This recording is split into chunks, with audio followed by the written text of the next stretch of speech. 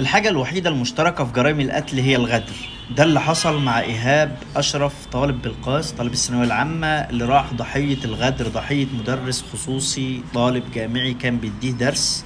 لما راح يوم الأربع اللي فات علشان يديله درس خصوصي فقرر إنه ينتقم منه ويقطع جثته لثلاث أشلاء ويقطع راسه ويوزع الأشلاء في أماكن مختلفة. إيهاب أشرف طالب في الثانوية العامة كان بياخد درس فيزياء عند طالب جامعي متفوق شوية في مادة الفيزياء، لكن هذا الطالب أو المعلم الخاص المجني عليه قرر يتخلص منه. النيابة العامة تلقت بلاغ يوم الأربعاء اللي فات بالعثور على الجزء الأسفل أو السفلي من جثمان الطالب، واتعرف عليه الأهالي وقالوا وأبلغوا إنه ده إيهاب أشرف طالب بالقاس، إن لي والده أبلغ بتغيبه. لكن بعد كده طبعا